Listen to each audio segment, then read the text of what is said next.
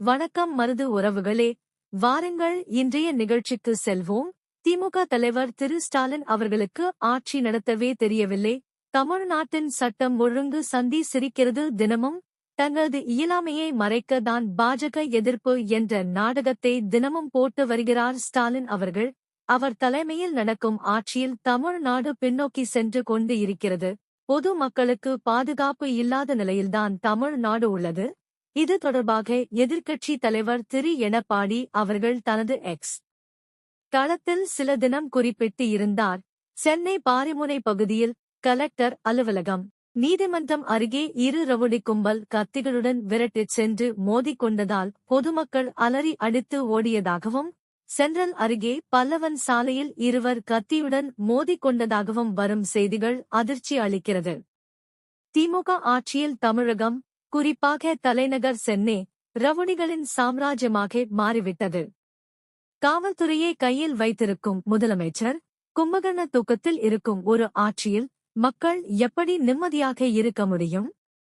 தலைநகரின் பிரதான சாலைகளில் ரவுடிகள் கத்தியோடு வலம் வந்து சண்டை போடுவது என்பது இந்த நொடி, இந்த இடம் என எங்கும் எப்போதும் பாதுகாப்பு மக்களுக்கு இல்லை என்பதையே வெட்ட வெளிச்சமாக்குகிறது.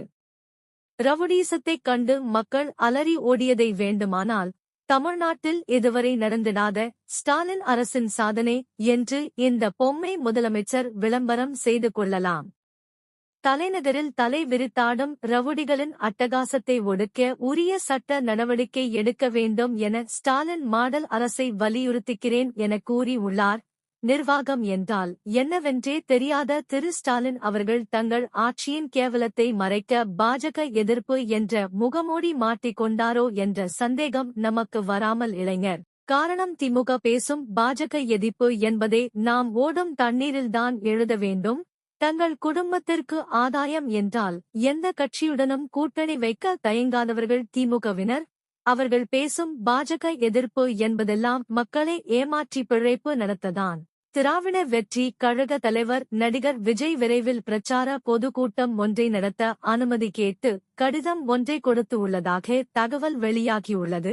கரூர் பிரச்சினை காரணமாக அச்சப்பட்டு பாதிக்கப்பட்டவர்களை நேரில் சென்று சந்திக்காமல் அவர்களை சென்னை வர வைத்து பார்த்த நடிகர் விஜய் டிசம்பர் மாதம் பொதுக்கூட்டம் நடத்த அனுமதி கேட்டு இருப்பது சந்தேகத்தை ஏற்படுத்துகிறது. காரணம், ஜனவரியில் அவர் நடித்த திரைப்படம் வெளிவர இருக்கிறது. அதற்காக தான் பொதுக்கூட்டம் என்று மக்களை ஏமாற்ற மீண்டும் வருகிறாரோ என்ற சந்தேகம் நமக்கு வராமல் இல்லை.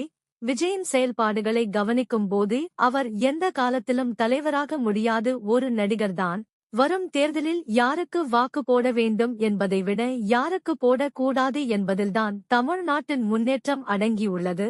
நன்றி உறவுகளே, மீண்டும் அடுத்து காணொளியில் சந்திப்போம்.